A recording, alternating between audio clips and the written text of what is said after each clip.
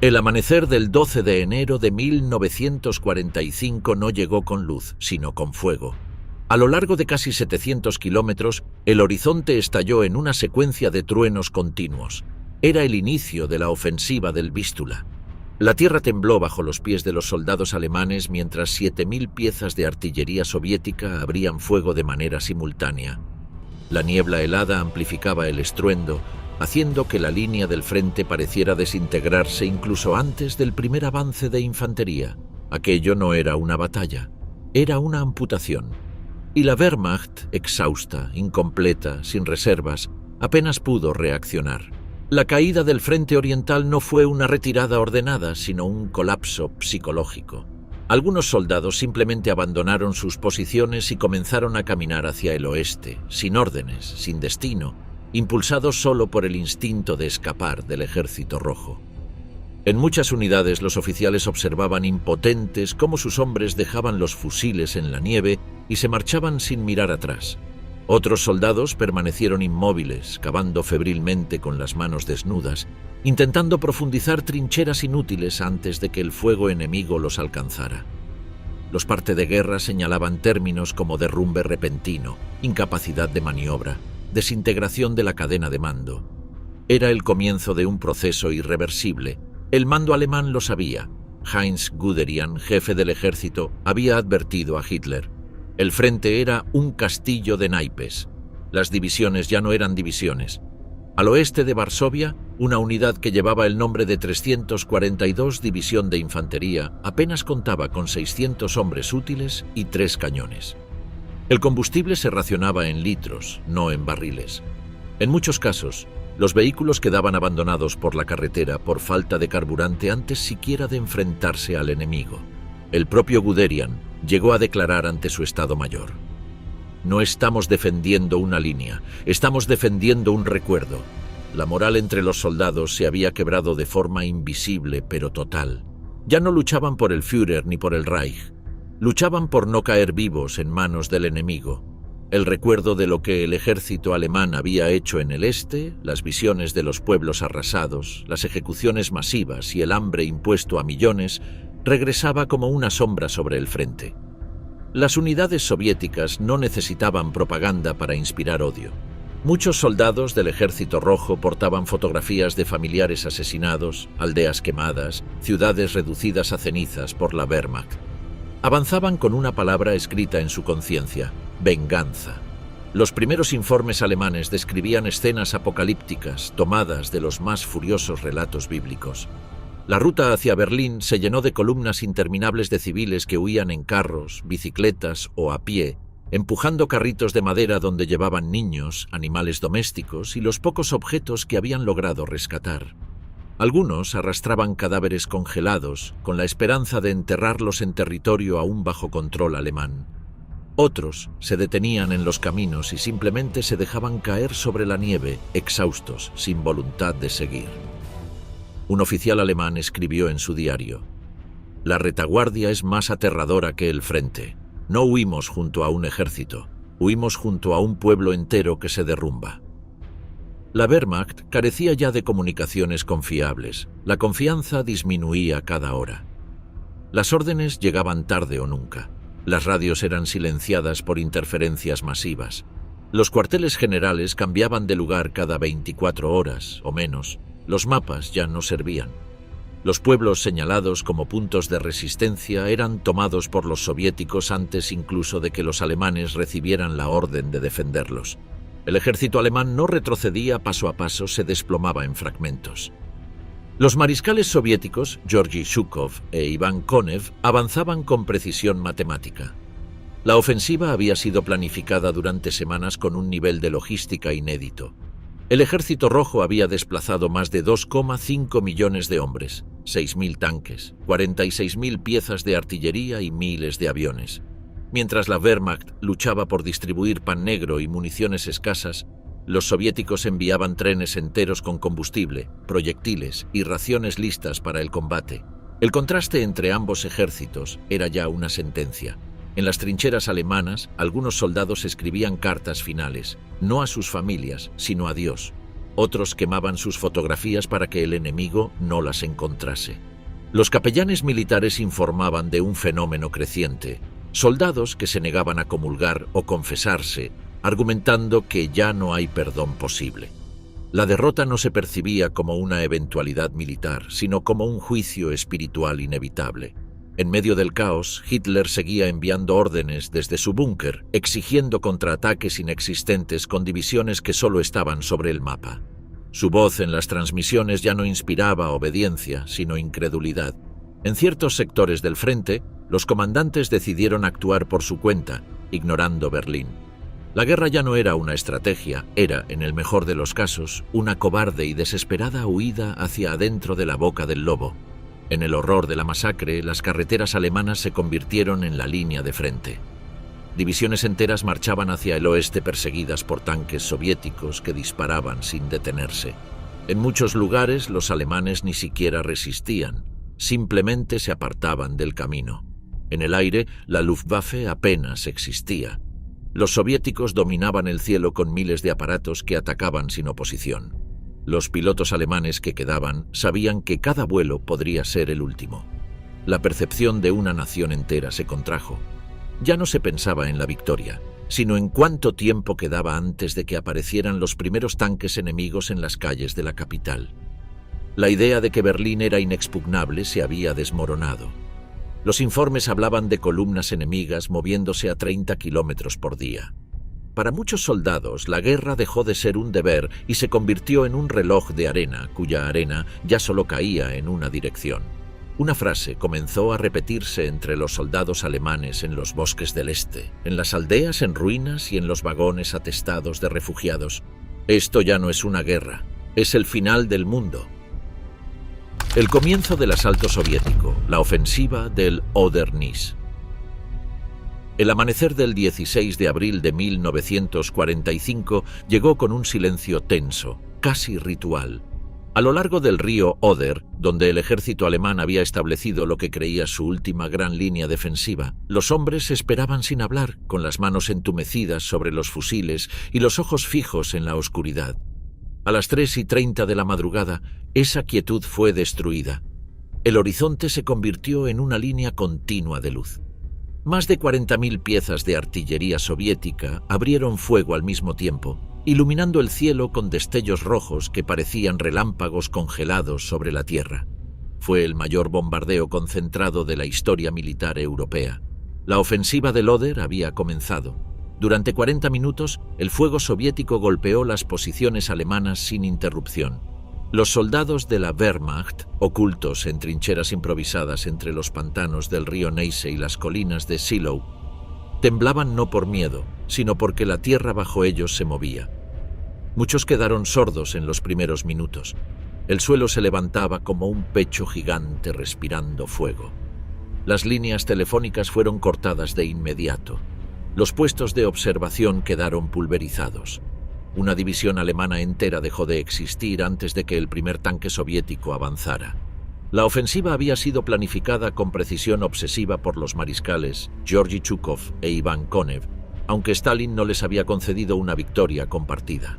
Los enfrentó deliberadamente, ordenando a ambos que compitieran por ser los primeros en llegar al corazón del Reich. Zhukov, al mando del primer frente bielorruso, debía romper la línea de Seelow y entrar directamente a Berlín desde el este. Konev, al mando del primer frente ucraniano, debía penetrar desde el sur y asegurarse de no quedar rezagado.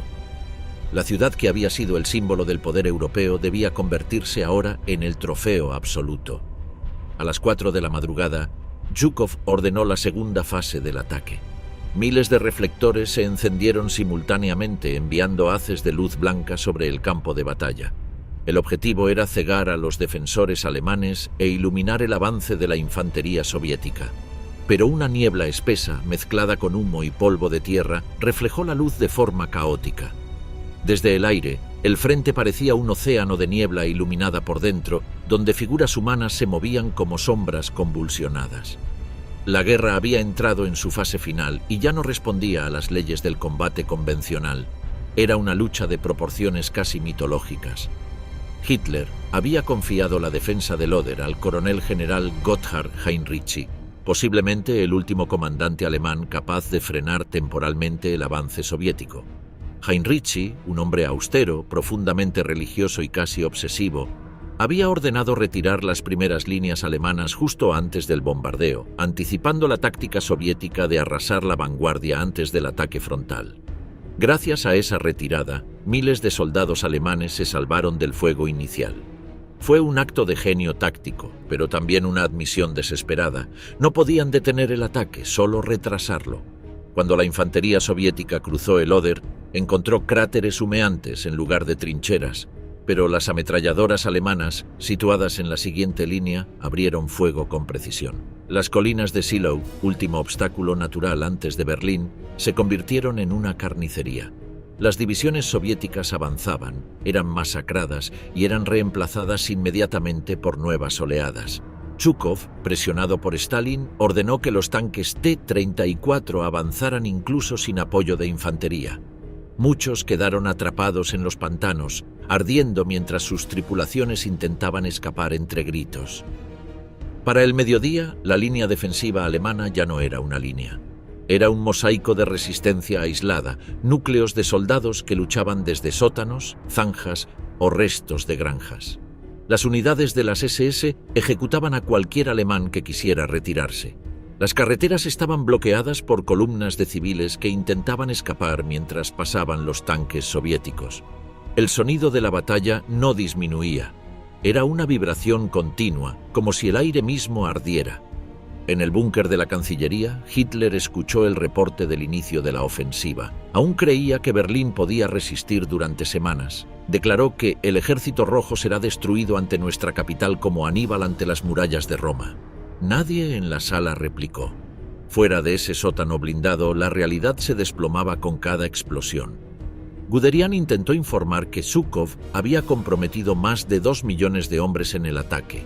Hitler respondió golpeando la mesa, exigiendo contraataques con divisiones Panzer que ya no existían.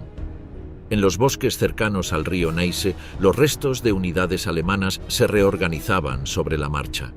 Los soldados cargaban con armas oxidadas, algunos con fusiles italianos capturados, otros sin munición suficiente para un día de combate. Los comandantes de compañía discutían si debían mantener posiciones o retirarse sin órdenes. La noche del 16 de abril, los mensajeros informaron que los soviéticos habían penetrado más de 10 kilómetros. Las colinas de Seelow, el escudo de Berlín, estaban al borde del colapso. Las posiciones alemanas fueron iluminadas por incendios que ardían sin control. El suelo estaba cubierto de cuerpos, uniformes manchados de sangre y barro, máscaras de gas rotas y cascos agujereados por metralla. En el aire flotaba un olor a carne quemada mezclado con pólvora y combustible derramado. Un oficial alemán describió la escena con una frase que se repetiría en todas las crónicas de aquel día. El Oder ya no es una línea defensiva. Es la puerta del infierno y se ha abierto para dejarlos pasar. El papel de los comandantes Zhukov contra Konev. La madrugada del 1 de abril de 1945, mientras Berlín aún se aferraba a la ilusión de resistir, dos hombres observaban el mapa del Reich con ambición silenciosa. Georgy Zhukov e Iván Konev, los dos mariscales más célebres del Ejército Rojo, no solo dirigían ejércitos, competían por la historia. Ambos sabían que Stalin concedería la gloria de la caída de Berlín a uno solo. Y cada kilómetro recorrido, cada puente asegurado, cada división enemiga aniquilada podía significar la diferencia entre la inmortalidad o el olvido. Stalin, sentado en su despacho del Kremlin, no ocultó su intención de enfrentarlos. El líder soviético había comprendido que la rivalidad era un arma más poderosa que cualquier tanque.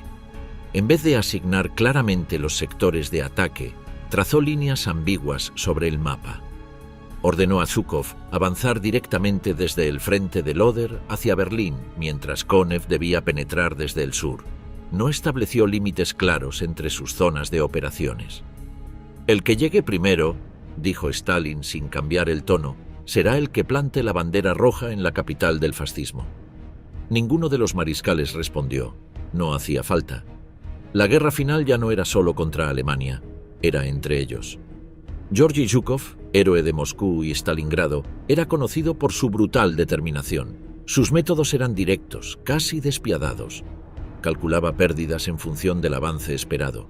Había dicho alguna vez: cuanto más intenso el fuego, más rápido el enemigo será reducido. No creía en maniobras complejas. Su estrategia para tomar Berlín era tan simple como aterradora: aplastar cualquier resistencia con oleadas sucesivas hasta borrar por completo la capacidad alemana de responder. Iván Konev, más reflexivo, menos impulsivo, había demostrado una flexibilidad táctica superior en operaciones anteriores. Su estilo combinaba ataques de precisión con envolvimientos rápidos. Había ganado reputación por conservar mejor la vida de sus hombres y por su habilidad para improvisar sobre el terreno, pero también era consciente de que Zhukov lo superaba en prestigio. Stalin lo había relegado más de una vez a objetivos secundarios. Esta vez no estaba dispuesto a quedarse atrás. El 2 de abril, Stalin convocó a ambos mariscales por radio cifrada. Les comunicó que la ofensiva general comenzaría el 16 de abril. No mencionó corredores de avance exclusivos. Zhukov entendió el mensaje a su manera. Debía llegar el primero, sin importar el costo. Konev comprendió que tenía licencia para desobedecer cualquier frontera táctica si veía un camino libre hacia Berlín. El enemigo ya no era solo Hitler, era el otro mariscal soviético. El 16 de abril, Zhukov lanzó su ofensiva sobre las colinas de Shiloh con una violencia sin precedentes. Ordenó el uso simultáneo de reflectores y artillería pesada, convencido de que rompería la línea alemana en pocas horas. Pero la resistencia de Heinrichi y el terreno pantanoso frustraron su plan. Las pérdidas soviéticas fueron catastróficas. Los tanques se hundían en el barro. La infantería caía antes de alcanzar las defensas. A medida que el día avanzaba y la línea alemana seguía en pie, Zhukov comenzó a perder el control. Gritaba órdenes por radio, exigía nuevos bombardeos sin pausa. Cada minuto que pasaba era una humillación frente a Konev, que operaba al sur con un progreso más fluido. Stalin recibió los primeros reportes al mediodía. No criticó directamente a Zhukov, simplemente comunicó a Konev: tiene autorización para dirigirse directamente a Berlín. Use la ruta que considere conveniente. Era el disparo inicial de la carrera. Konev miró el mapa y vio su oportunidad. Podían tomar Berlín desde el suroeste, cruzando el río Spree. Ordenó a sus ejércitos acorazados avanzar sin detenerse para consolidar posiciones. Quien mire atrás no alcanzará la capital, dijo fríamente a sus comandantes. Mientras tanto, Zhukov intensificó su ofensiva. Ordenó que los tanques avanzaran aún bajo fuego enemigo directo. Las bajas superaban todo cálculo previo, pero el mariscal no detuvo el ataque. Stalin, al observar las comunicaciones, sonrió levemente. Había logrado lo que quería: dos gigantes del Ejército Rojo destruyendo la última defensa alemana al competir entre sí. El 19 de abril, la línea de Shiloh finalmente se quebró. Zhukov envió un mensaje a Moscú: el enemigo está en retirada. Estoy a 70 kilómetros de Berlín. Minutos después, recibió un reporte de inteligencia. Las tropas de Konev habían atravesado las defensas alemanas del sur y avanzaban rápidamente por la autopista hacia Berlín. La furia de Zhukov fue inmediata. Ordenó redirigir unidades de tanques para cortar esa ruta antes de que Konev se adelantara. Los caminos se llenaron de columnas soviéticas compitiendo por el espacio, en una suerte de conflicto interno que tensionó la avanzada con la posibilidad de un desplome innecesario. Incluso, algunos reportes aseguran que hubo tiroteos aislados entre unidades de reconocimiento que, según relataron más tarde para justificar sus actos, confundieron a sus rivales por fuerzas alemanas. No obstante, no son pocos los que creen que los tiroteos habían sido intencionales. Para Zhukov y Konev, la rivalidad se había convertido en un segundo frente de la guerra. El 20 de abril, cumpleaños de Adolf Hitler, los primeros proyectiles soviéticos comenzaron a caer sobre el centro de Berlín. Zhukov y Konev enviaron reportes simultáneos a Stalin, reclamando ser los primeros en bombardear la capital. Stalin no respondió. Observaba, esperaba. Sabía que la verdadera gloria no estaba en bombardear Berlín, sino en tomar el Reichstag, símbolo supremo del enemigo. Y solo uno de sus mariscales lo lograría. En el búnker de la Cancillería, mientras los pasillos vibraban por los bombardeos, Hitler pidió ver el mapa de las líneas soviéticas. Vio dos colosales fuerzas acercándose a su capital desde distintas direcciones. «¡No están atacando Berlín!», dijo con voz quebrada. «Están compitiendo por destruirlo», y el Führer no se equivocaba. La resistencia desesperada del general Heinrici. El 20 de marzo de 1945, en un despacho austero lejos de los espejismos del búnker de Berlín, el coronel general Gotthard Heinrici recibió la orden definitiva: asumir el mando del grupo de ejércitos Vístula y detener al Ejército Rojo en su avance hacia la capital. Era una misión militar imposible. Heinrici lo sabía. Sus fuerzas estaban destrozadas, sus líneas de suministro rotas, la moral de la tropa al borde del colapso. Pero aceptó. No por lealtad a Adolf Hitler ni al Reich, sino por un sentido casi religioso del deber: retrasar el derrumbe para evitar una catástrofe aún mayor sobre la población civil.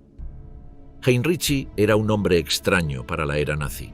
Austero, profundamente piadoso, abstemio, enemigo de la ostentación, carecía del fanatismo ideológico de sus colegas.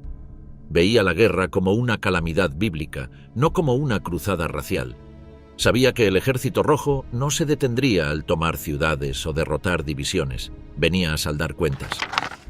Cuando llegó a la línea del río Oder, caminó en silencio entre los restos de unidades destrozadas, observando las trincheras inundadas, las posiciones de artillería enterradas en cráteres y los cuerpos congelados de soldados sin ataúd. La batalla final estaba por comenzar, y él debía organizar un ejército que ya no existía.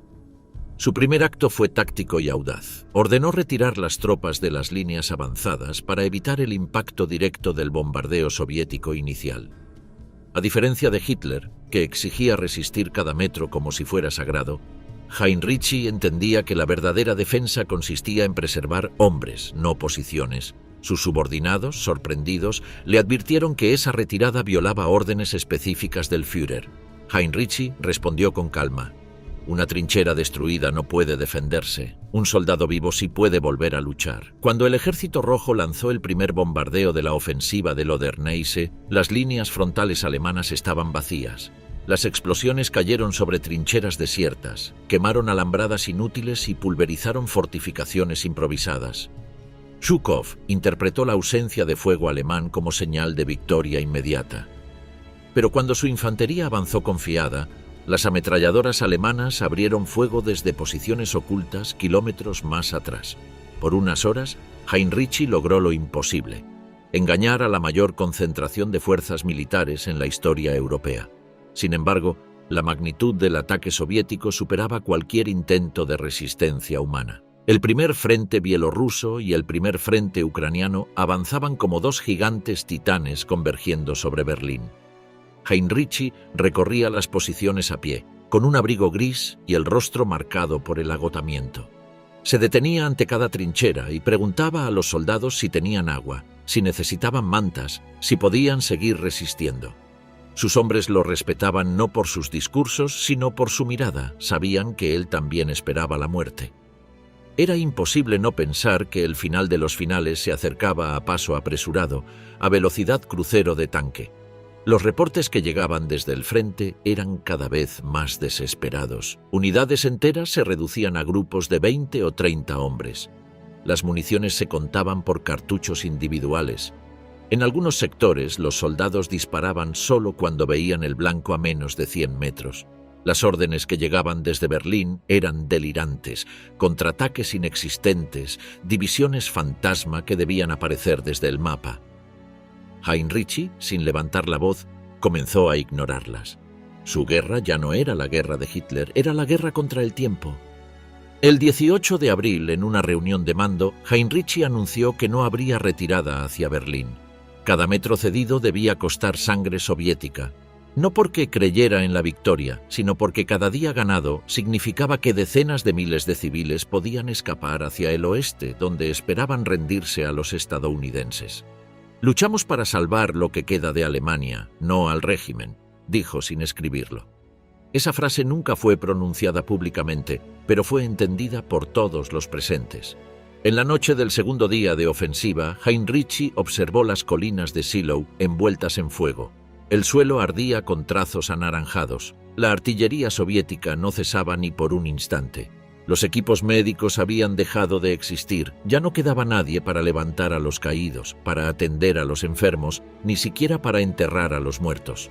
Los caminos estaban cubiertos de vehículos destruidos, caballos muertos, civiles atrapados entre escombros. El aire olía a amoníaco, pólvora y carne quemada. «Esto no es el fin de una batalla», murmuró. «Es el fin de un mundo».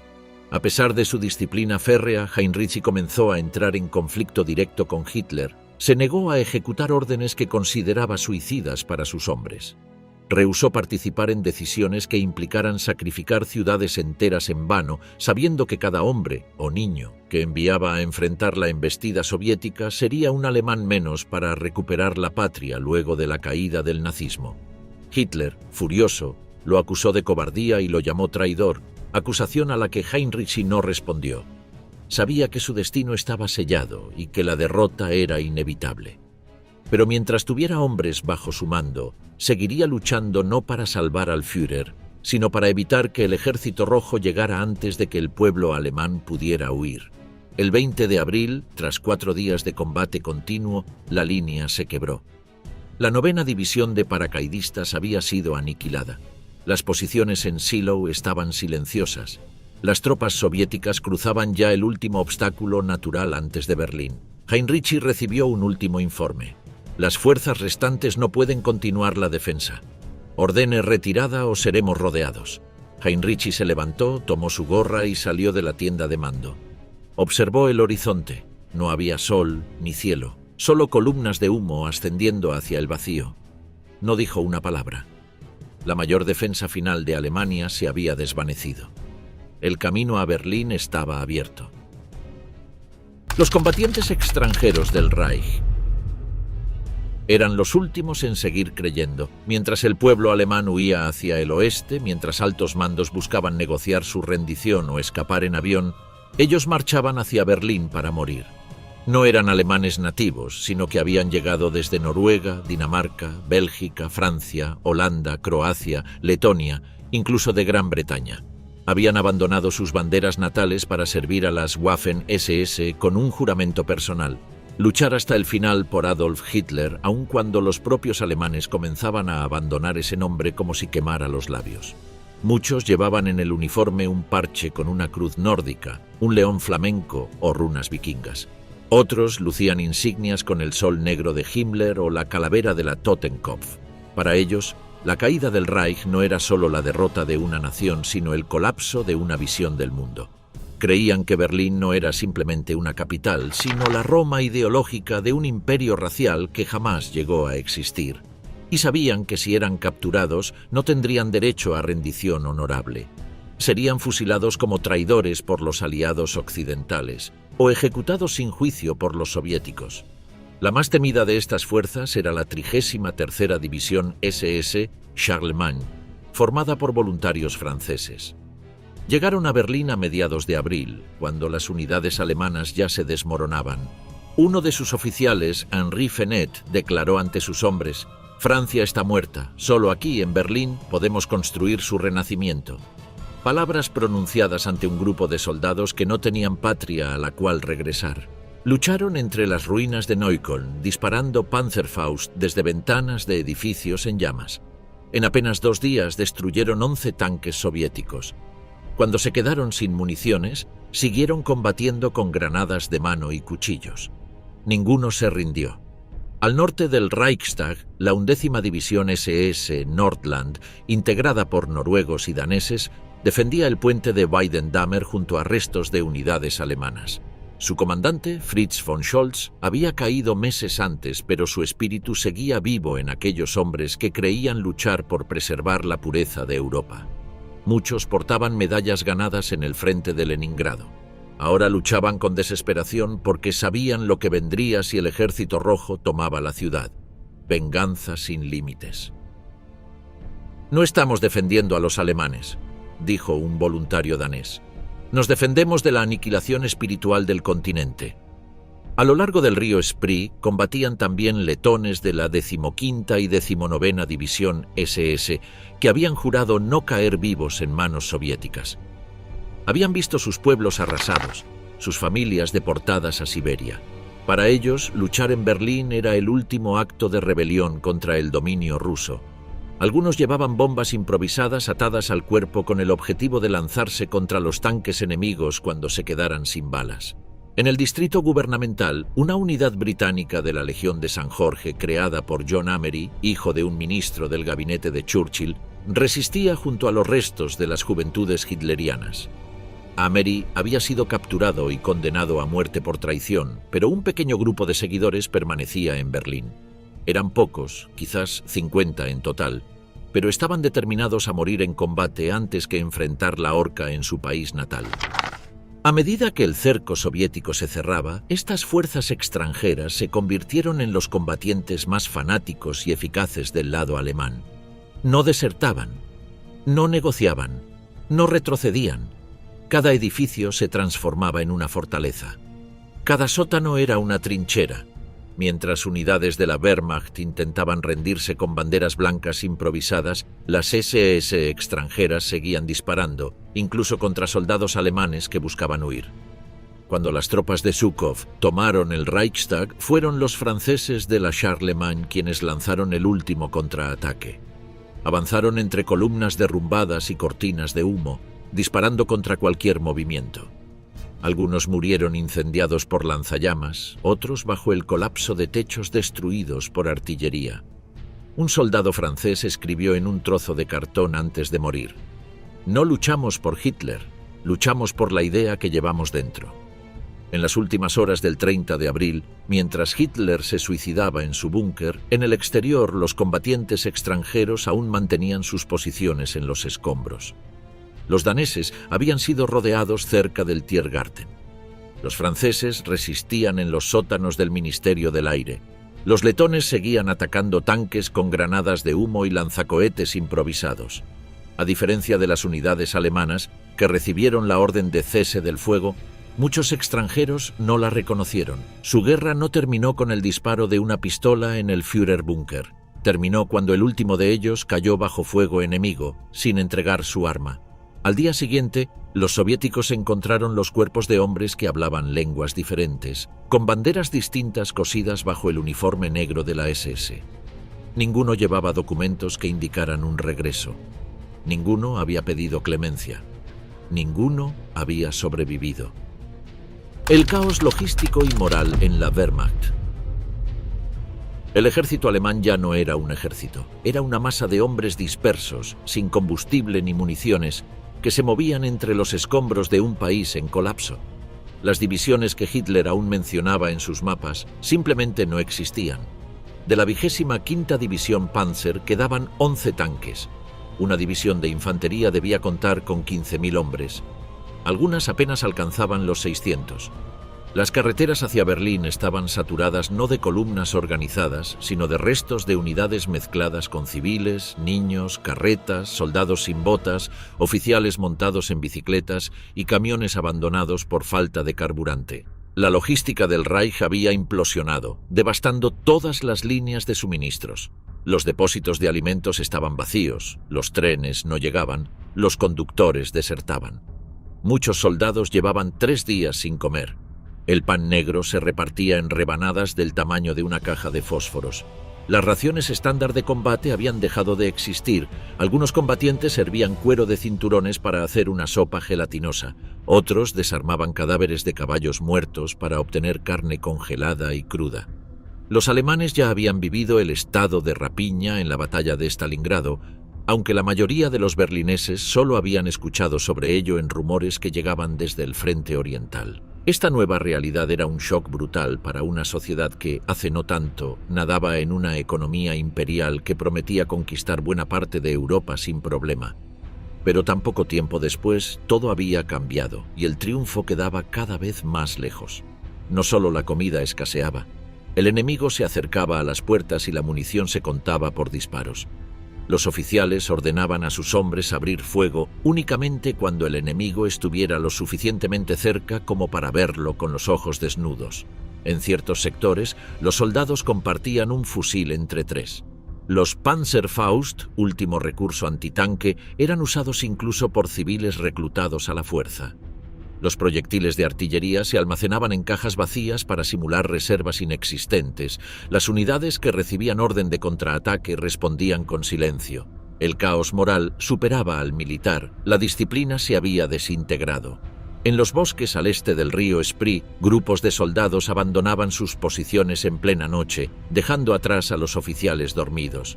Otros se quitaban los uniformes para mezclarse con los refugiados. Quienes eran capturados por la Feldgendarmerie, la policía militar alemana, eran ejecutados inmediatamente. Las calles se llenaron de cuerpos con letreros colgados al cuello. Desertor, cobarde, traidor al Führer. En muchos casos, los ejecutores eran también muchachos del Volkssturm, adolescentes armados con fusiles del siglo anterior. Dentro de la Wehrmacht surgieron amagos de motines silenciosos. Oficiales que aún intentaban organizar la defensa de las colinas de Seelow discutían abiertamente entre sí. Algunos exigían retirarse hacia Berlín para formar un último perímetro defensivo. Otros querían huir hacia el Elba para entregarse a los estadounidenses. Ninguno creía ya en la victoria. La guerra se había convertido en una carrera por evitar caer vivo en manos del Ejército Rojo. «Prefiero 20 años en un campo francés que 20 minutos con los rusos», escribió un cabo en su diario antes de escapar hacia el oeste. El alto mando seguía emitiendo órdenes irreales. Hitler ordenaba contraataques de gran fuerza con divisiones Panzer que solo existían en papel. Keitel y Jodl transmitían mensajes que comenzaban con «El Führer espera», como si la voluntad de Hitler pudiera producir tanques de la nada. En las salas de comando los oficiales quemaban mapas para no dejar evidencia de retirada. Guderian discutió violentamente con Hitler exigiendo permiso para evacuar Berlín. Fue reemplazado. Cualquier oficial que insinuara que la guerra estaba perdida era apartado o amenazado con el pelotón de fusilamiento. En el frente, la realidad era otra. Las tropas de primera línea veían cómo sus flancos desaparecían. Las baterías de artillería quedaban mudas al quedarse sin proyectiles. Los transmisores radiofónicos emitían solo interferencias o pedidos de ayuda imposibles de atender. Unidades enteras se rendían sin disparar un tiro. Otras seguían luchando por inercia, no por esperanza, sino porque no sabían qué más hacer. «Continuamos disparando porque estamos rodeados y no podemos huir», escribió un teniente en las afueras de Fürstenwald. La devastación moral alcanzó incluso a los oficiales de alto rango. Algunos comenzaron a desaparecer misteriosamente tras reuniones de mando, dejando sus uniformes doblados con una pistola encima. Otros se suicidaron en sus vehículos al ver los primeros tanques soviéticos. La muerte se había vuelto una elección privada. El juramento al Führer ya no tenía peso. Solo quedaba el instinto de autopreservación o la resignación ante lo inevitable. En muchas unidades, los soldados dejaron de responder al saludo nazi. El Heil Hitler fue reemplazado por una frase breve pronunciada entre dientes: «Sobrevive». Era una despedida, un deseo, una última fe. Ya no luchaban por un Reich ni por una bandera. Luchaban por la posibilidad de llegar a la noche siguiente. El derrumbe no se dio en una sola línea. Se dio en cada soldado, uno por uno, mientras la artillería soviética seguía avanzando hacia la capital. El bombardeo soviético y la batalla de las colinas de Seelow. La noche del 15 de abril de 1945 cayó sobre el río Oder como un presagio antiguo. El cielo estaba cubierto por nubes bajas y la humedad formaba una neblina densa que se pegaba al suelo. A lo largo de la ribera, cientos de miles de soldados soviéticos aguardaban la orden de avanzar. No se oían voces, no había fogatas. Solo un silencio mecánico, expectante. Los artilleros mantenían sus manos en las palancas. Los operadores de los Katyusha encendían motores a baja velocidad. El Ejército Rojo se había transformado en un organismo vivo listo para desatar un cataclismo. A las 3:30 de la madrugada del 16 de abril, el horizonte se encendió de golpe. Miles de reflectores apuntaron desde la retaguardia soviética hacia las posiciones alemanas, iluminando la niebla desde abajo y creando un resplandor irreal, espectral. Al mismo tiempo, 40.000 piezas de artillería abrieron fuego en una sola andanada. El estruendo fue tan poderoso que en Berlín, a 70 kilómetros de distancia, las ventanas vibraron. Las colinas de Seelow, último bastión natural antes de la capital, se convirtieron en un infierno de explosiones continuas. La tierra se abrió. Las trincheras desaparecieron. Las defensas alemanas fueron literalmente levantadas en el aire. El general Zhukov, observando desde un puesto elevado, esperaba que todo el frente alemán colapsara en cuestión de horas. Stalin había exigido resultados inmediatos. Cada minuto contaba. Zhukov sabía que el mariscal Konev avanzaba desde el sur con la misma ambición. Esta ofensiva no era solo una operación militar. Era una carrera por la gloria de tomar Berlín. Cada explosión en Zielou era también un latido del corazón político del mariscal. Pero el coronel general Heinrichi había anticipado el movimiento. Había ordenado retirar las primeras líneas alemanas justo antes del bombardeo. Las trincheras quedaron vacías. Cuando los primeros soldados soviéticos avanzaron entre los cráteres humeantes, fueron recibidos por fuego de ametralladoras desde posiciones ocultas más atrás. El ataque, diseñado para destruir completamente la línea defensiva alemana, chocaba ahora contra una resistencia dispersa pero metódica. Las bajas soviéticas comenzaron a acumularse. Zhukov ordenó intensificar el fuego. Durante 3 días, la artillería no cesó. Katyushas lanzaban cohetes en oleadas. El cielo ardía con trazos que caían como cometas ardientes. Los tanques T-34 avanzaban sobre el barro bajo fuego directo, intentando abrir paso a la infantería. Pero el terreno, inundado deliberadamente por los alemanes, se transformó en un pantano mortal. Muchos blindados quedaron inmóviles, hundidos hasta las torretas. Sus tripulaciones morían inmoladas en el interior cuando los proyectiles enemigos alcanzaban los depósitos de combustible. Los soldados alemanes luchaban como si cada colina fuera su tumba inevitable. Las unidades del Volkssturm, compuestas por ancianos y adolescentes, se aferraban a sus posiciones, disparando Panzerfaust a quemarropa. Las divisiones Panzer restantes se movían constantemente para evitar el fuego enemigo, pero cada vez que uno de sus tanques era destruido, el resto comenzaba a retroceder sin órdenes. La Luftwaffe aparecía apenas en contadas ocasiones, incapaz de cambiar el curso de la batalla. El 17 de abril, Zhukov recibió una comunicación directa del Kremlin. El camarada Stalin pregunta los motivos de un avance tan lento. El mariscal, presionado, ordenó ataques frontales sin considerar las pérdidas.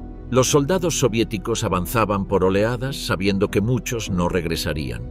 La consigna era clara. La madre patria está detrás de nosotros. El enemigo está frente a nosotros. No hay retirada posible. Los comisarios políticos disparaban a cualquier hombre que dudara en avanzar. Las colinas de Zielou se convirtieron en un campo de muerte sin interrupción. La sangre se mezclaba con la lluvia y el barro.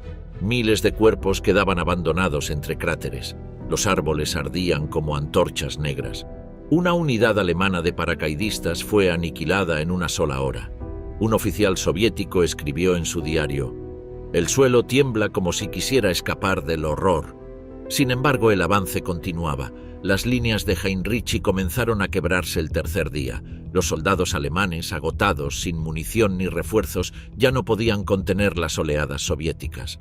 Las comunicaciones estaban destruidas. Los comandantes alemanes huían en dirección a Berlín sin esperar instrucciones. La última línea de colinas, ennegrecida y cubierta de cadáveres, se perdió al amanecer del 19 de abril. Zhukov no celebró. Observó el terreno devastado, consciente de que había sacrificado decenas de miles de hombres para abrir una puerta hacia Berlín. Stalin no lo felicitó. Solo envió una frase seca por radio: «Prosiga hacia la capital». Las colinas de Zielou habían caído. El camino a Berlín estaba abierto. El inicio del cerco de Berlín. El 20 de abril de 1945, mientras Adolf Hitler cumplía 56 años en el búnker de la Cancillería, la artillería soviética comenzó a disparar directamente sobre el centro de Berlín. No era un ataque aéreo ni un combate en la periferia. Eran los primeros proyectiles de largo alcance impactando en la capital del Reich. Las explosiones sacudían los cimientos de los edificios gubernamentales. Las cristaleras del Reichstag vibraron con un sonido agudo, como si estuvieran gimiendo. La guerra había llegado al corazón de Alemania, y ya no quedaba vía de escape. El mariscal Zhukov había logrado romper el frente en las colinas de Zielou. Sus tanques T-34 avanzaban ahora a través de carreteras cubiertas de refugiados, barro y restos de vehículos alemanes. Al sur, el mariscal Konev cruzaba el río Spree, desplazando a las últimas unidades de la Wehrmacht en dirección noroeste. Stalin había dado una sola orden a ambos: rodear Berlín completamente y sellar su destino. Cada ejército soviético se movía con la precisión de una tenaza cerrándose sobre la garganta de un animal moribundo. Los accesos a la ciudad se perdieron en cuestión de horas. La autopista de Frankfurt cayó el 21 de abril. Potsdam fue rodeada el 22. Las carreteras hacia el oeste, utilizadas por miles de civiles desesperados para huir hacia las líneas estadounidenses, quedaron bajo fuego de artillería. Muchos refugiados, al ver tanques soviéticos en el horizonte, abandonaban sus carros y se lanzaban a los bosques. Otros, agotados, se arrodillaban en los caminos con las manos sobre la cabeza, esperando una muerte rápida. Las columnas de vehículos militares intentaban abrirse paso a la fuerza, arrollando a quienes se interponían. El caos ya no era la consecuencia de la derrota, era la forma misma de la resistencia. Dentro de Berlín, la población recibió la noticia del cerco con una mezcla de estupor y resignación. Las autoridades del partido nazi ordenaron que ningún civil abandonara la ciudad. La radio transmitía discursos exaltando el sacrificio final del pueblo alemán. Goebbels declaró que Berlín se convertiría en la fortaleza invencible del nacionalsocialismo. Pero los berlineses no escuchaban ya esas palabras. Escuchaban el retumbar incesante del fuego soviético, como si la tierra misma se estuviera resquebrajando bajo ellos. El Führerbunker se llenó de mapas señalando posiciones que ya no existían. Hitler, pálido, con la mano derecha temblorosa, trazaba flechas imaginarias, ordenando contraataques de divisiones que habían sido destruidas días atrás. Ordenó al general Wenck que lanzara un ataque desde el oeste para liberar Berlín. Wenck apenas contaba con unidades incompletas de adolescentes del Volkssturm. Lejos de cumplir órdenes, intentarían huir hacia el Elba. Hitler estaba creando una realidad paralela en la que las fuerzas inexistentes aún podían cambiar el destino del Reich. El general Helmut Weidling, comandante de la defensa de Berlín, recorrió por última vez el perímetro exterior. Encontró nidos de ametralladoras vacíos, cañones sin munición, posiciones antitanque ocupadas por ancianos de 60 años armados con fusiles de museo. Sin embargo, los soviéticos avanzaban con cautela. Sabían que Berlín sería una batalla casa por casa, sótano por sótano. Las órdenes de Zhukov eran claras: rodear la ciudad por completo antes de penetrar en ella, cortar todas las rutas de escape y dejar que el miedo hiciera su parte. El 23 de abril, el cerco se cerró oficialmente. Berlín estaba rodeada. No entraba ni salía nadie. El Ejército Rojo controlaba cada carretera, cada cruce, cada puente. Los soldados soviéticos izaban banderas rojas sobre los pueblos del cinturón exterior. El sonido de los motores de tanques se mezclaba con el llanto de la población civil que se escondía en los sótanos. Los edificios del gobierno se llenaron de funcionarios quemando documentos, tirando archivos a las brasas, destruyendo pruebas de años de crímenes y complicidades. El humo de esos fuegos se mezclaba con el de los edificios bombardeados, creando una neblina oscura que cubría el centro de la ciudad como un sudario. En la Cancillería, Hitler recibió la confirmación de que Heinrich Himmler había intentado negociar la rendición con los aliados occidentales.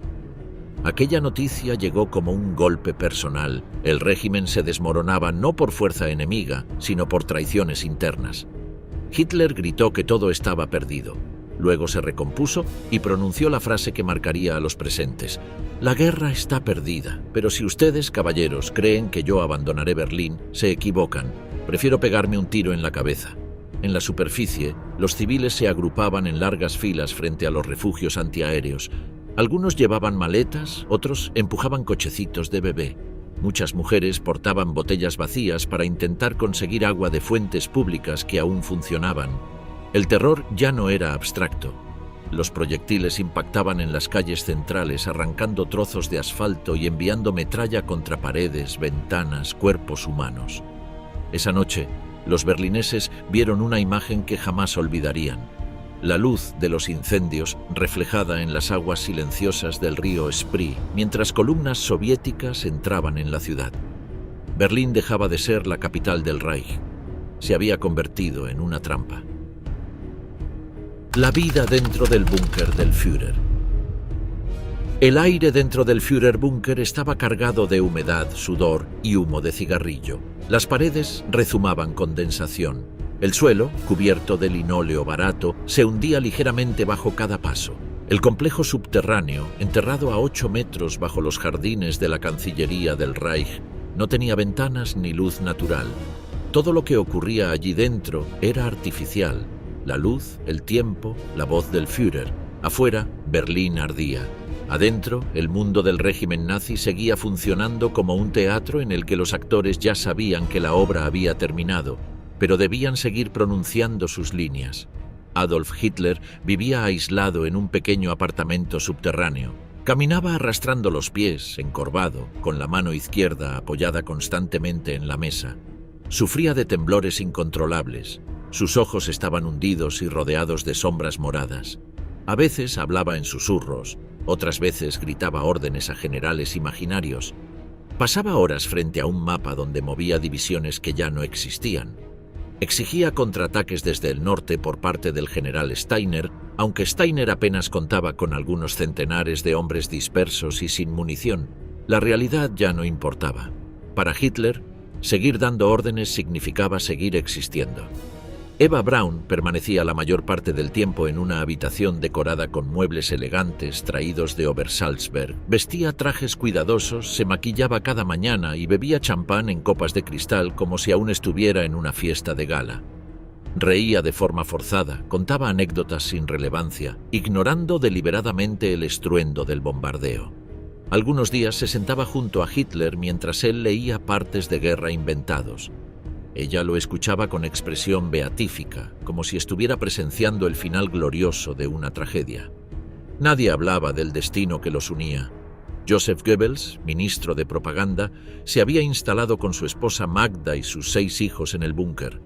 Goebbels pasaba horas escribiendo discursos que nunca serían emitidos, convencido de que su deber era dejar testimonio del espíritu nacionalsocialista para las generaciones futuras.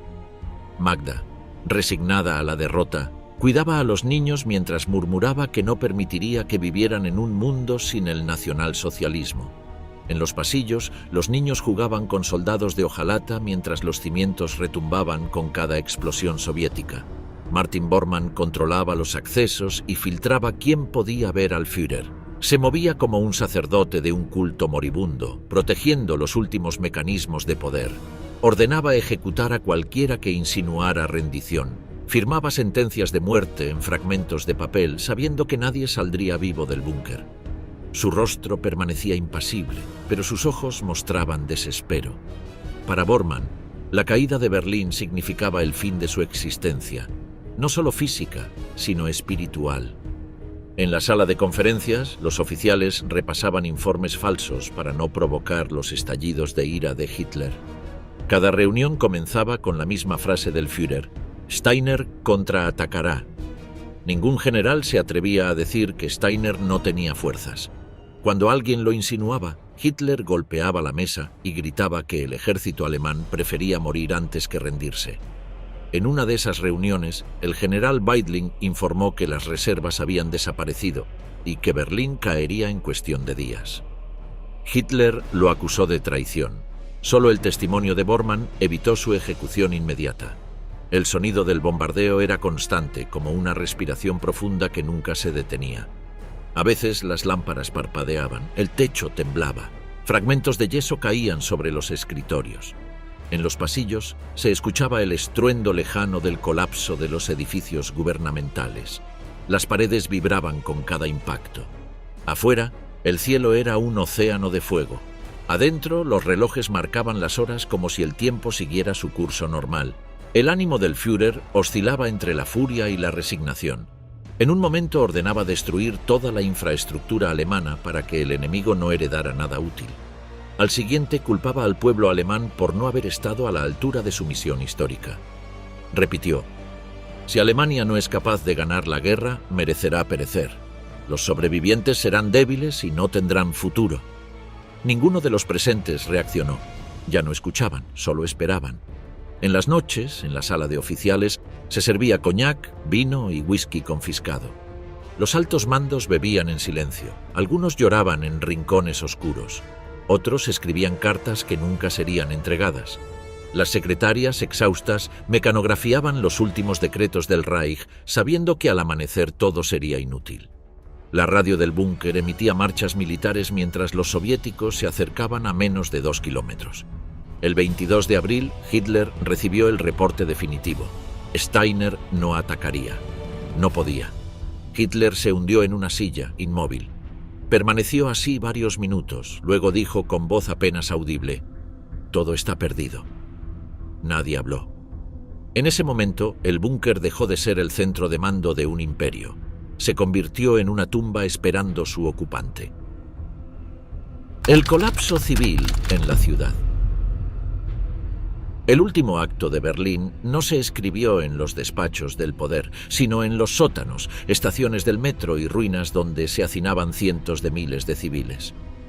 La población que había sobrevivido a los bombardeos aliados de los años anteriores enfrentaba ahora algo distinto: el derrumbe total del orden humano. No había gobierno, no había policía, no había autoridad moral ni militar. La ciudad entera se había convertido en un campo de batalla y sus habitantes estaban atrapados en medio de dos fuerzas que no se detenían. Las sirenas ya no sonaban, no era necesario. La artillería soviética caía sin interrupción sobre todos los distritos. Los refugios subterráneos se llenaban más allá de su capacidad. Personas de todas las edades se apiñaban entre paredes desconchadas, respirando un aire viciado por el humo y el miedo. El olor era insoportable: sudor acumulado, ropa quemada, heridas infectadas, cuerpos sin enterrar. Madres abrazaban a sus hijos mientras rezaban en susurros. Algunos ancianos permanecían en silencio, mirando al vacío, como si su mente hubiese abandonado sus cuerpos. Las explosiones hacían vibrar los cimientos del suelo. El polvo caía desde el techo como si el mundo se estuviera desmoronando sobre sus cabezas. Los alimentos habían desaparecido. Las tiendas estaban vacías desde semanas atrás. Los almacenes saqueados. Las reservas de pan se reducían a trozos duros racionados entre familias completas. Los niños lloraban por hambre. Algunos civiles se atrevían a salir en busca de agua. Caminaban entre edificios en llamas, recogiendo nieve sucia o intentando extraer agua de tuberías rotas. Las fuentes públicas se habían quedado sin presión. Para miles, la única fuente de agua era el río Spree, cargado de cenizas y restos humanos. La electricidad dejó de funcionar en la mayor parte de la ciudad. Las noches se iluminaban únicamente por el fuego. El viento llevaba chispas ardientes que caían sobre los tejados aún intactos y los incendiaban. Los incendios se extendían sin control. El sonido del crepitar de la madera quemándose se mezclaba con los estruendos de la artillería y los lamentos de los heridos. Las ambulancias ya no circulaban. No quedaba combustible. Los hospitales seguían funcionando únicamente bajo la luz de velas o linternas de mano. Los médicos operaban sobre mesas de cocina improvisadas en sótanos. No había anestesia. Los heridos mordían trozos de cuero para no gritar mientras les amputaban miembros destruidos por la metralla. Muchos morían desangrados antes de recibir atención. Los cadáveres se acumulaban en pasillos y esquinas. Los civiles los cubrían con mantas, sin poder enterrarlos. El hedor comenzaba a impregnarlo todo. El caos moral fue tan profundo como el material. La desesperación llevó a escenas impensables. Algunas familias enteras se suicidaron con pastillas de cianuro. Las madres mataban a sus hijos antes de quitarse la vida, convencidas de que era una forma de salvarlos del destino que se avecinaba con la entrada del Ejército Rojo. Los panfletos del partido instaban a resistir hasta el final, pero nadie los obedecía. La única consigna real era sobrevivir. En los barrios del este, los primeros civiles en ver a los soldados soviéticos fueron mujeres ancianas que se arrodillaron con los brazos en alto. Los soviéticos no dispararon, siguieron avanzando, pero detrás de cada columna militar venían unidades de retaguardia y soldados rezagados hambrientos de venganza. Los saqueos comenzaron al atardecer del 23 de abril. Tiendas, casas, sótanos, todo fue registrado. Lo que no podía ser robado era destruido. Las calles se llenaron de escenas de horror. Mujeres eran arrastradas por los cabellos hacia los portales. Niñas gritaban pidiendo ayuda que no llegaba. Los hombres eran golpeados, obligados a cavar fosas o fusilados sin juicio.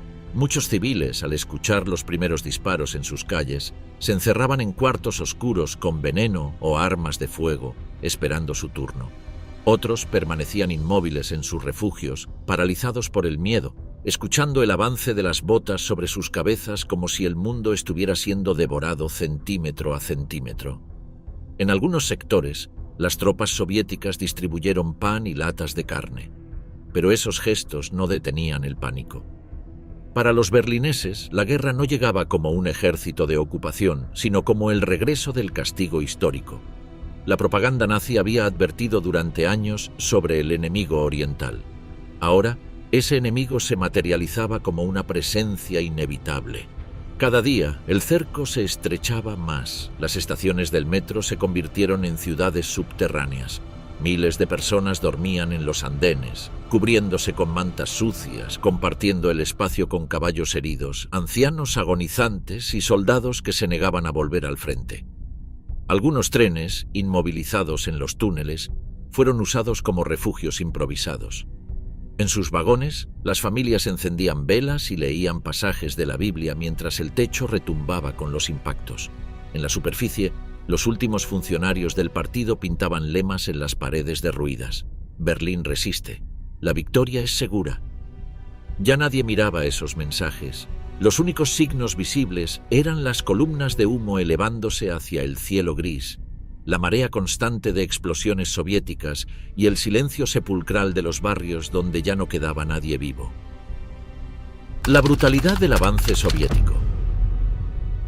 El Ejército Rojo no entró a Berlín como un ejército convencional, sino que ingresó en la capital alemana como una fuerza de la naturaleza que llevaba sobre sí el peso del sufrimiento de 20 millones de muertos. Ciudades enteras arrasadas por la Wehrmacht, aldeas quemadas, mujeres y niños ejecutados. La propaganda soviética hablaba de liberar a Europa del fascismo, pero en las calles de Berlín no hubo discursos, ni banderas en alto, ni desfiles triunfales. Hubo fuego, caos y una venganza que venía gestándose desde Stalingrado. El primer impacto fue el sonido. No eran ya explosiones de artillería a lo lejos, eran disparos de armas automáticas dentro de los edificios. Gritos cortados por ráfagas, botas subiendo escaleras, hachas rompiendo puertas. Las tropas avanzadas, endurecidas por 4 años de guerra total, no preguntaban, no diferenciaban entre combatientes y civiles. Cada edificio era un objetivo militar, cada sótano un posible nido de francotiradores. La lógica del frente oriental dictaba que quien no se rendía inmediatamente era un enemigo a destruir. Las violaciones comenzaron la misma noche en que las primeras unidades soviéticas cruzaron el río Spree. No fueron casos aislados, ocurrieron en masa. Mujeres de todas las edades eran sacadas de los refugios, arrastradas a portales, violadas por varios soldados una y otra vez. Muchas fueron asesinadas al intentar resistirse, otras se suicidaron en el acto. Madres ofrecían sus cuerpos para salvar a sus hijas. Algunas mujeres se cubrían de sangre o excremento para parecer enfermas o muertas. No era odio individual, era un acto colectivo, una explosión de furia reprimida, justificada por el discurso del castigo. Anthony Vibor registró testimonios de médicas alemanas que atendieron hasta 70 casos de violaciones en una sola noche en un refugio de la zona de Mitte. Las víctimas tenían entre 12 y 70 años. En muchos casos, los soldados soviéticos regresaban varias veces al mismo lugar. La violencia sexual se convirtió en un arma psicológica. No buscaba placer, sino humillación total. Era una guerra dentro de la guerra, destinada a destruir la identidad de un pueblo que durante años había proclamado su supremacía racial. Al mismo tiempo, el saqueo era sistemático. Los soldados irrumpían en casas para llevarse relojes, anillos, abrigos, radios, bicicletas, comida. En algunos casos, se desataba una fiebre de botín. Soldados cargaban con pianos, espejos, cuadros. Todo era arrastrado por las calles hasta los puntos de recolección donde camiones soviéticos transportaban los bienes hacia el este. El Reich había saqueado media Europa. Ahora el botín viajaba en la dirección contraria. Las ejecuciones eran rápidas. Cualquier civil sospechoso de resistir, escondiendo armas o simplemente mirando desde una ventana, era abatido en el acto.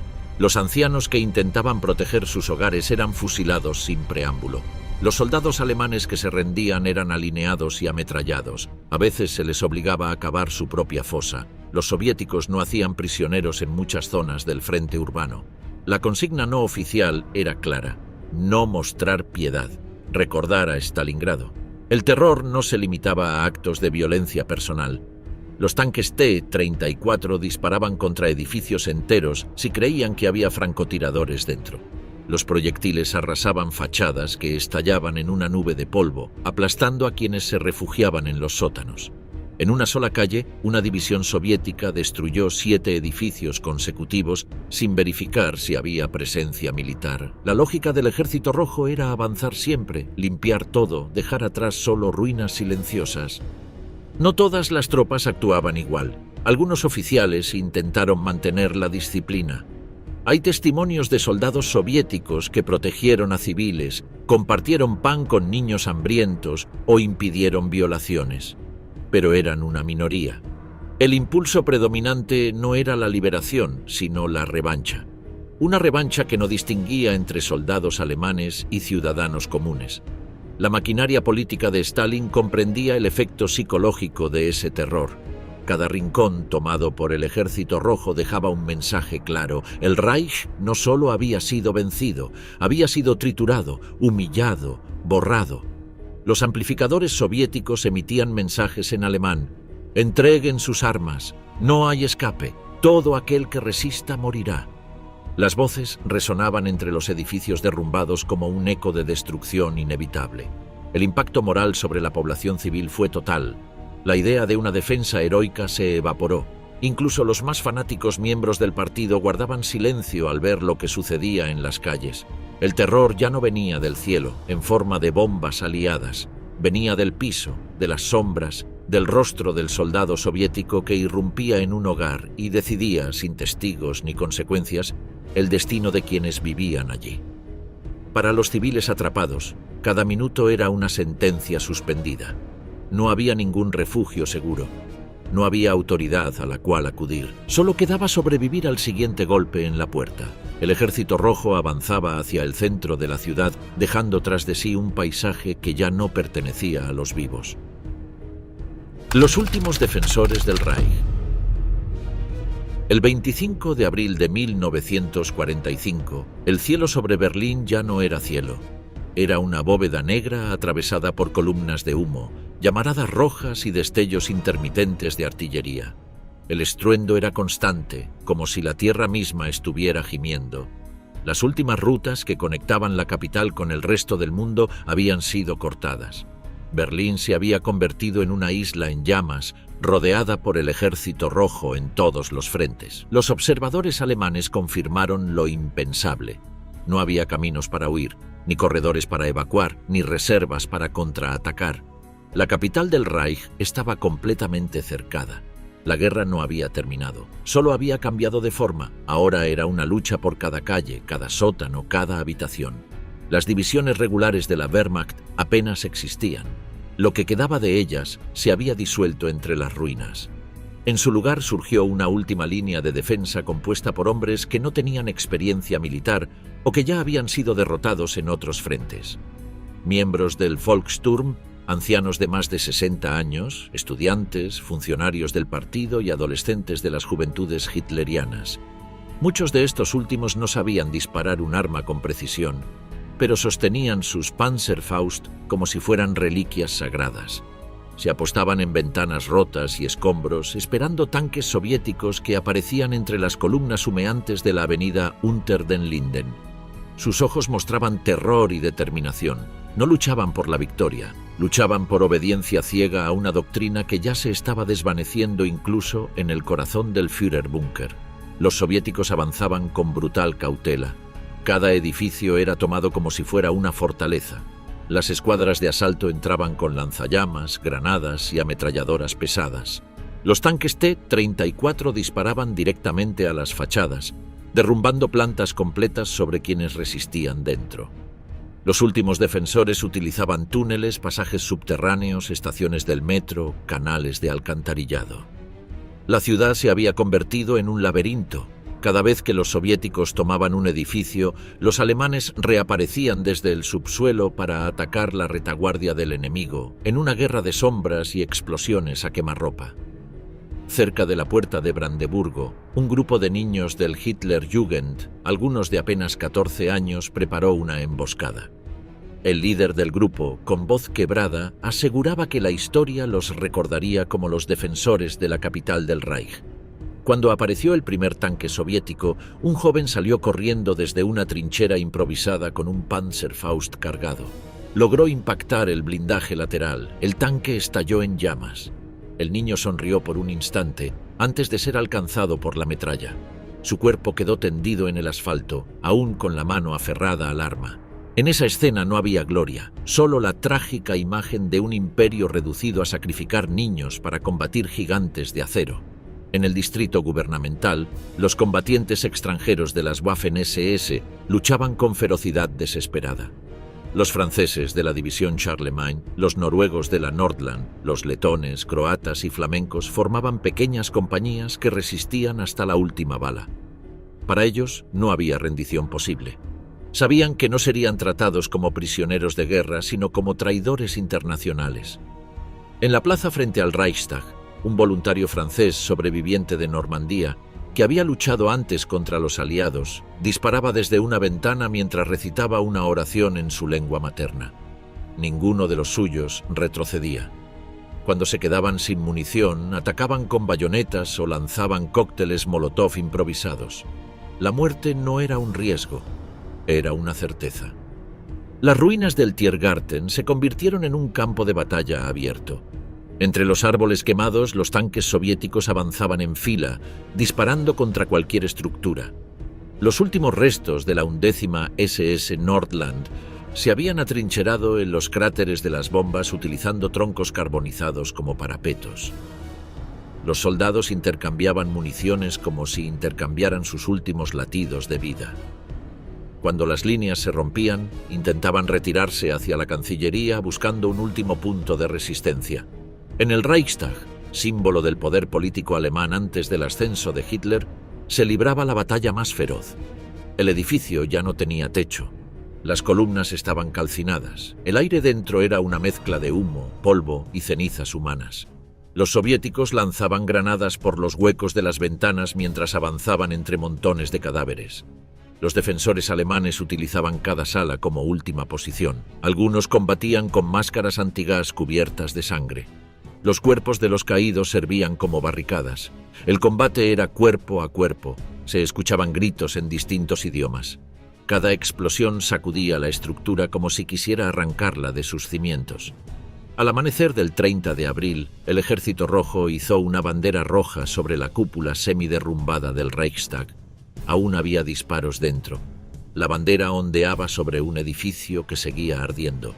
Los defensores, lejos de rendirse, continuaron combatiendo en los sótanos, entre columnas rotas y archivos quemados. Para ellos, el símbolo no significaba el final. El final solo llegaría con su muerte. Mientras tanto, en los jardines de la Cancillería, los restos de las tropas de las SS Leibstandarte, la guardia personal de Hitler, se atrincheraron en cráteres de bombas. La artillería soviética caía sobre ellos con una precisión devastadora. Sin embargo, ninguno se movía. Algunos disparaban hasta que sus armas se recalentaban. Otros lanzaban granadas al aire, esperando que el viento las dirigiera hacia las posiciones enemigas. No había posibilidad de victoria, solo quedaba resistencia. En los túneles subterráneos conectados a la Cancillería, soldados de la Wehrmacht y civiles se mezclaban en una multitud silenciosa. Los más jóvenes sostenían fusiles que no habían disparado nunca. Los más viejos se apoyaban en las paredes con los ojos vacíos. Se decía que Hitler aún estaba allí, dando órdenes imposibles.